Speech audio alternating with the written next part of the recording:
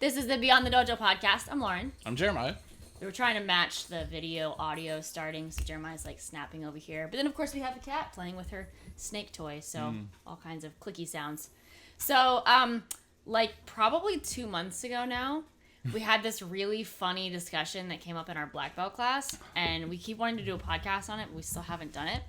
I don't remember exactly how the conversation came up, but somebody was asking, like, how many pimp slaps do you find in kata? And by pimp slaps, I think pimp slaps are backhanded. Yeah. We had to actually look that up because we had it backwards. So how many pimp slaps are in kata, and how many bitch slaps are in kata, which is open palm, boom, this way. Yeah. And what's crazy is that it turned into like a serious study in a sense, because you know, I enjoy doing application. I enjoy looking into it. It's just fun. You know, to me, it's fun. And you start looking at like Han Yondan right there at the first ki. That could be At the first ki? That's not a slap. That's like a rising block. Is it? Yes. Or is it? From the right, that like so parry position into that's the pimp? shuto. No. And then no. that's pimp. No, it's not. Yeah. It actually has to be one where you're hitting. If you look at slap competitions, it's always horizontal. You can't just start changing it just to fit your narrative, dear. I think the first one would probably be like, what is this called? That's called haishuge. Is that what it's called? What's it called? That backhand like blocking hook block. Yeah. Pimp slip. So the first time you do a hook block is what, like Heian Godan, right? So Heian Godan right before the Mikazuki or the crescent kick. So that's one. Mikageri. Okay, Mikageri, whatever. The hooky. I just use English, okay? Yeah, the crescent kick, and then another one would be obviously in Teki Shodan you have the backhanded ones. But as far as like going forward, I feel like the only time you really see that is if you're using double-handed blocks. How about back fist to elbow strike on Han Yondan? Back fist to... Oh yeah, that would kind of be. It's still horizontal, yeah. You're slapping them a little bit. I gotta fit your narrative now. Well, that's I mean, your you could. narrative. No. Well, you can also think of Han Yondan too. Back fist, prep. Right, into that prep, and you're slapping across. Okay, so part of the thing is like, it's not like a straight up like you're going in slapping somebody. No, it's kind of between like the transition of the technique. Yeah, but that's normally what happens when you get slapped, anyways. You know, it's not like transition into something else. Yeah, sometimes they just go. You know, well, I mean, I don't know. They slap you, they hit you, or push you and slap you. I mean, unless they're just being abusive and they just want to slap you real good one time. But that's a whole other subject. That's a whole different subject, right? Whole other subject. Or some other places. So, what else? I'm trying to think of other katas that would have that in there. If you can think of one, you can comment below on YouTube, or you can email us and tell us other places where you get a backhand slap or a palm open hand slap. Han Yondan after the second ki going into the knife hand block. Okay, so kind of the same idea, that cover thing. Knife hand thing. I was thinking like the inside block beginnings, like how you have that parry like thing. A parry? I think kind of use that as slapping. Yeah, but it has to be horizontal, like you said. It can't be. That is horizontal. That's horizontal. Vertical is this way. You're talking about slapping like this overhead. Should I show you a good? We're gonna fight here on the podcast, like. I can show you a good one. It's a visual aid in a audio podcast. Because a pimp slap usually comes from the hip up. I mean, most of the movies. Oh, it's true. It kind of does. That, so. It kind of does, doesn't it? Well, I don't know. You can do it like most people. Like if you see in movies where they're like bowing up each other, they throw it over the shoulder. Yeah, but they don't know what they're doing most of the time either. I mean, I don't know. I mean, I guess you could do any. You know what we need to do is we need to go to the source. And go find a pimp. Go find a pimp and ask him how he slaps. Yeah, there we go. Or go on YouTube and just look up pimp slaps. Yes. Well, we could do that. Yeah. Let's see. Other places would be obviously in the techies, and then Konkudai. Where on Konkudai? Back fist, side snap, elbow strike. Yeah. Are there any other types though, other than just like that transition of back fist into elbow strike? I mean, we talk about cover hands. Welcome to our think tank, by the way. I would venture to even say Mawashike. Yeah, I was thinking that earlier. Like you're doing that kind of. Yeah. Okay. But I mean, we're stretching it. Well, I mean, Yeah, it's obviously not like a full-blown, like you've drawn your hand back and slapping across, which, granted, the hook block thing, the backhand, is not necessarily slapping either. It's just that's the path that it's taking. So it is a little bit of a stretch either way. Yeah. Well, so the big... Go ahead. I would say this, it's not really much of a stretch to think that the old karate masters of way back when was never in... You know, they were known to frequent the bad parts of town. Mm-hmm. Some were notorious for that. Mm-hmm. So they would have witnessed a bitch slap or a pimp slap. And, you know, it might have been super effective. You never know. They might have been like, that looks great, but we can't make it look like we're pimps. So let's change it up a little bit. Well, what's interesting is as we start to, like, we try to spend a lot of our black belt classes, like the ending portion of black belt classes, talking about application, and then we're doing it more in the teens and adults class. Yeah. And, like, teens and adults, most of them are kind of beginners, so we're looking at, like, just basic concepts with kata. But as black belts, I feel like one of the big advantages that we can have for ourselves is rather than just, which obviously other people have taught on this, rather than just looking at the actual punch, looking at the path in, the path out, and all the other factors, like what the reverse hand is doing, and then also what different parts of the body are doing. Like some people will say, oh, you're punching with your punching arm and you're elbow striking with your draw hand, which is a stretch, but can you use other parts of your body to actually attack? So can you use the open palm? Can you use the back side of your hand? Can you use your forearm? Can you use your elbow? Even if it's not an elbow strike, even if it's not a forearm bash, are you still using that somewhere in the movement? Could be the transition from the first move in hand onto the second move. So one, boom. Down. Boom. Down and up. Yeah. I feel like that transition, like doing that, like forcing those arms down after the first move is a bit of a stretch. So how do you do it? I mean, I move my hands, but I don't know if putting emphasis on it without having like a hand there, because if you're grabbing somebody, you're thinking pulling somebody down, right? No, I'm just looking at the path of the movement and saying, okay, we're not talking bunkai.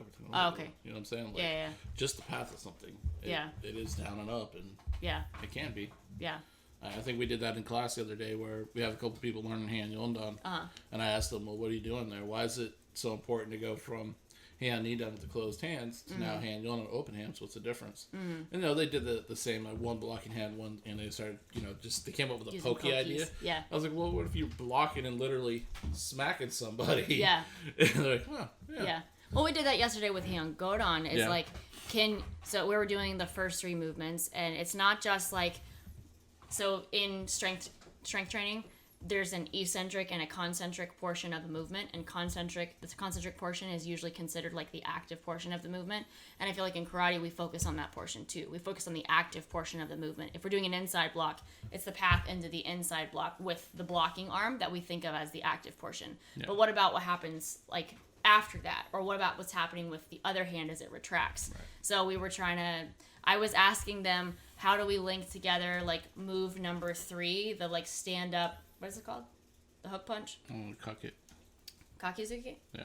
Okay, the stand-up Kakizuki thing into the inside block, how can we link those two together? So I was trying to like use the pulling out of the move number 2 punch into the next one. Anyway, just trying to link some movements together, not just thinking about only the active portion, but also what you're doing as you're transitioning out of that movement. And that's probably where you start to see more of these open hand, backhand slaps. Stuff.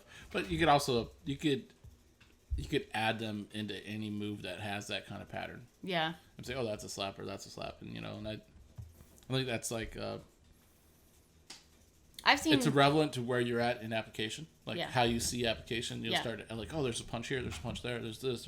And eventually you realize that you could do a lot of things in between moves all the time. Right. The first time I ever heard of that concept at all, Steve Ubel Sensei was talking about how, like, you have to have things between movements. But a lot of times he's showing, like, a lot of times it's pretty much just the path of the movement, and just using that path for something else. And that's the first time I actually saw slapping being part of it, like putting your hands in someone's face or doing other things in the middle. So I think that was a big eye opener. Yeah, I think that is the principle that most people think about. Like, oh yeah, it's the moves in between, right? Right. And then we get kind of excited and we start adding like punches when they're not really there. It's not part of the path kind of thing. And it's like this extra stuff, and it's like, no, that's not what the path of the technique is calling for. Right. So yeah, you can do it. Right. But it's not adding stuff that's not... If you're practicing, like, strictly the kata, it's not adding stuff that's not there. Right. It's like, what all is there that maybe you could utilize that you didn't think about before? Yeah. Basically, right. Yeah. So the other argument that we had was, which one is stronger? Open hand slapping or backhand slapping? What do you think? I think the open hand. Like going this way across the chest? Like just because it involves, your pectorals. You could rotate into it better. There's a better, like, you could literally brace the arm and the weapon better. Yeah. Backhand, it doesn't feel right. I mean, you can twist into it and all, but I feel like on impact, your shoulder doesn't, the pectoral, I feel like, supports this action better than... It supports the adduction and I think action the lats have a better pulling down position, not like... Yeah, and so I was just thinking that, like, if you actually, like, kind of slap and pull down, does it end up being... I don't know if it's faster, necessarily, but is it a stronger movement? Could be stronger. You think so? I don't know. Like, okay, so part of it is also the joint angle. So when you have your... So we talk about this, like, with punching, and one of the reasons that we practice, like, linear punching is because it's easier to control, like, the force behind the punch the entire time. Okay. So if we're talking about hip rotation and all that stuff, and we're talking about keeping our shoulders down, it's easier to control when the arm is in closer. But then as you get more advanced, you can move that arm further away. Right. But we're not going to necessarily throw the shoulder, like, before the arm. Break the connection. But as that arm starts to move further away, now it becomes a little bit more of a whip-like motion. So I'm not 100% sure, like... This could go back to the discussion that we talked about before, and we also had asked Steve Whipple Sensei about this, about that uncoupling of your hips and shoulders type thing. Right. It could go back into that, where it's like, because the striking point is so far away from your body, that the strongest point is going to be, like, at impact, but not necessarily before or after that. Right. But okay, so I'll give you this. A majority of the slapping competitions I saw on YouTube. It was the bitch, not the pimp. No, I don't know if they can do backhand slapping. And they don't uncouple either. It's like straight arm. Really? Boom, yeah. That's actually really interesting. So yeah, they don't throw their hips and throw their shoulders like a baseball pitcher would. No, this one dude, this big southern dude, just takes his arm, takes his body like this, and goes wham, and turns his entire body. I wonder if that's the whole, like, continue driving through the impact point thing. Maybe. Maybe. So you're hitting and then you're continuing on past the point of impact, so you can still get, like, more of a drive behind it, versus, like, if you're uncoupled here and you hit, you don't really have much after that. Yeah. Could be. I just know that, like, the goal with those slapping contests is to basically knock the guy out. I mean, that's what it comes down to. Yeah. Rarely does someone go, oh man, that's too much. It's usually they get knocked out and quit. Right. There's one real famous one you see a lot on, like, the short YouTube shorts or whatever, where this small little dude who's got tattoos and his eyes are all, like, they're all black, and he reaches back and he uncouples a little bit and then does it, and dude just literally goes and looks at him. Right. Homeboy takes his arm out like this, turns his entire body. Right. Boom, and then goes whack. When he hits him, it literally almost bounces his head off the table. The only reason why it didn't bounce is because he had such a death grip on those handles that it literally picked the table up. Yeah. So it's one of those, like, I think if we're talking about power, I think that's the more powerful way. That's really interesting. Like, there's a couple of concepts there. Like, if the guy is bigger, he's got more body mass behind it anyway. Right. So there's that too. And I wonder if the bigger guy did that more, like, whip-like motion. Maybe he would have more, like, momentary impact by the time he actually hit the guy, but he wouldn't have that same follow through. The cat's, like, walking around looking at stuff now. Yeah, it's scratching on the tripod for the camera. Yeah. So if there's a middle of if it looks like a shake in the camera. But I guess maybe he would be stronger at the point of impact than the small guy would. I think it becomes the thing, like, when you talk about sport karate sparring and point fighting, where the context is not natural or realistic. You're not going to come up and smack someone like that in real application because it's so obvious. You'll see. Isn't the whip-like motion even more so? I mean, there's more time. But it can be hidden easier. It could be. Can it? I don't know about that. Well, I guess if you're like throwing your arm behind your back and leading with your leg, and then boom. Instead I can see this that. dude literally lifted his hand to the side and was like a robot. Yeah. So speaking of robots, did you see the video of the robot in the Olympics shooting baskets? No. I watched a lot of the commentary by Kevin Hart and Snoop Dogg of the Olympics, and it's still so funny. I keep going back and watching it, and they're just watching this robot like shooting baskets. Anyway, that's what you made me think of. Yeah. So I don't know. It's one of those deals where it's like.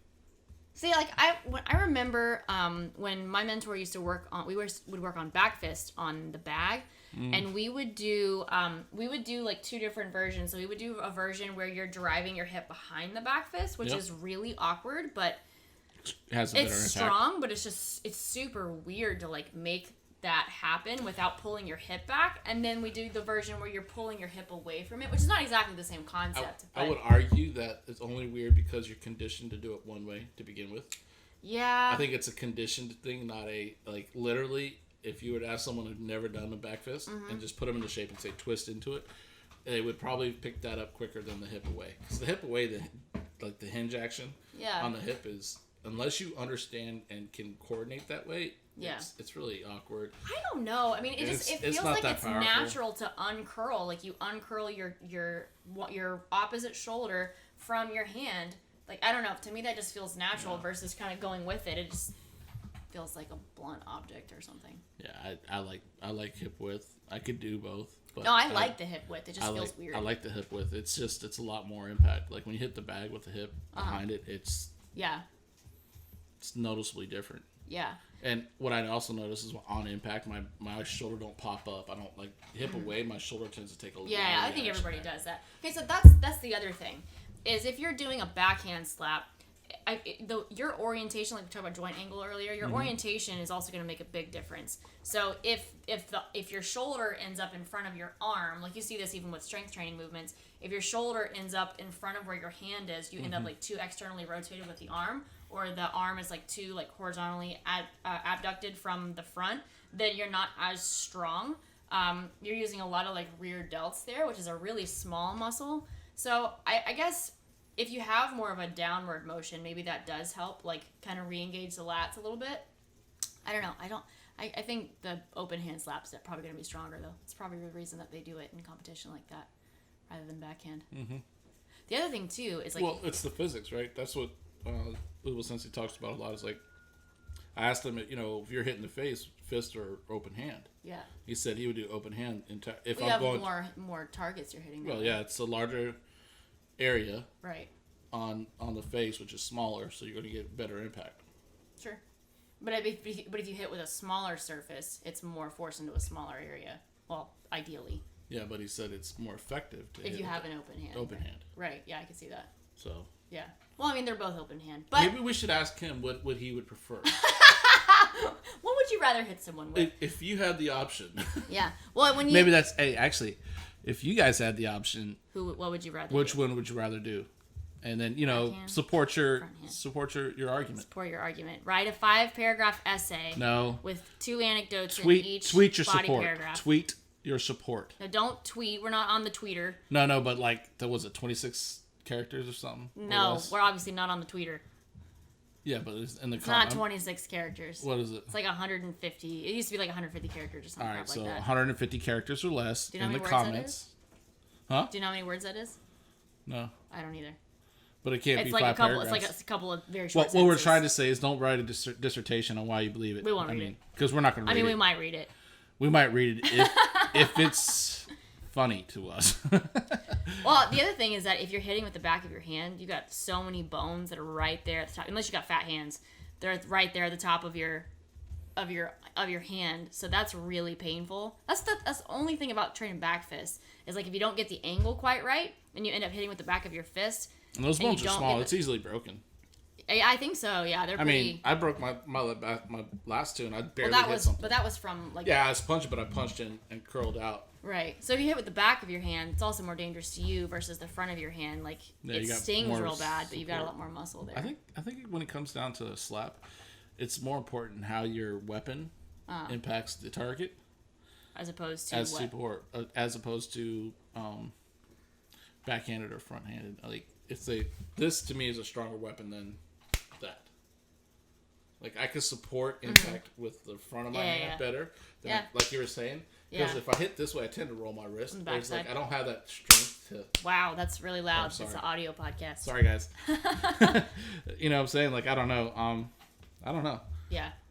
Plus, I could rearrange my wrist better for the impact. This way, it feels like I can only do it one way to support the impact. And it's kind of like the open hand thing you said a second ago. You have more options because you got your fingers there. Now, granted, I don't know how hard you'd want to do that with your fingers because if you're coming in pretty fast, you'd probably want your hands to be more splayed so it's just your palm. So you'd rip your fingers right off. Poke them in the eye. Yeah, but you're going across really fast and hard. Like you wouldn't want to like catch somebody with your fingers. That would hurt pretty bad. Just your fingers, or like I don't know. Remember that stupid thing that Glenn used to do? What's that? That or you did flick. Yeah, I know. That was nothing but fingers, dude. I know, but he's just using his wrist. I'm just saying, though, like his whole body. You're saying you wouldn't want to do that. I'm saying that's kind of effective. Yeah. Okay. Well. So, anyways, what are you working on? I am working on the one-legged stance in Chinte, stepping in with your right leg to do the one knuckle attack.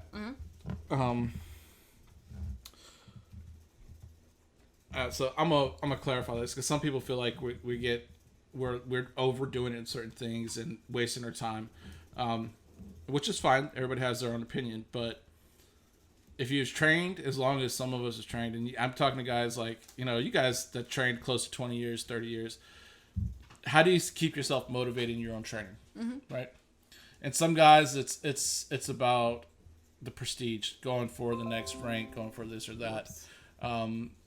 Some people, it's purely self-defense and no artistic value there. And then some guys, it's purely artistic, and they kind of combine it with like an approach to life. And all that's valid, right? I honestly, at my stage in karate right now, I am intrigued by the very small, subtle details in every kata. Sure. It's, to me, that makes, like, when you watch certain people do kata, the thing that separates the greats from the all-time greats aren't big. They're very, very subtle. But the subtleness of all of that makes them amazing. And I'm kind of in that kind of approach right now where it's like I want to get the small stuff right. I mean, I could do the moves and blunder through them all, but there are things that you could learn to make it look more not sophisticated, but elegant. For me, that's something I would love to have my karate described as like an elegant karate, not because it's a good description, but because it's so contrary to what I look like, Sure. Everybody looks at me and go, oh, it's a brute karate. He's just going to force his way through things. And I like the challenge of creating my karate to look like something that everybody doesn't expect. Sure. They look at me and go, oh, he's just going to be forceful, blundering, pushing around. And that's fine. That's a stereotype that I like to break. That being said, when we work on katas for 6 months, it's not like we're bragging about, oh, we're working on this. And it's not that at all. It's just, that's the book we decided to investigate for so long. Sure. And right now I'm working on the step down from the one-legged position, Chinte, to the nakadaka, and then the nakadaka on top. And it's funny we talk about that move because it does the uncoupling of the joints to get that first knuckle down. And there's a subtle change there in the way you shift your weight and how you time that. And, I would argue that it's not a very large uncoupling if it is. It's not, but there is uncoupling on the technique itself, not your torso, but more the arm. And it has to be because it's a big right. It's a bigger move, and there's a little bit more of a snap to it or whip. So that's what I've been working on, and it's my karate. I could do it. Sure. Right. I don't need to be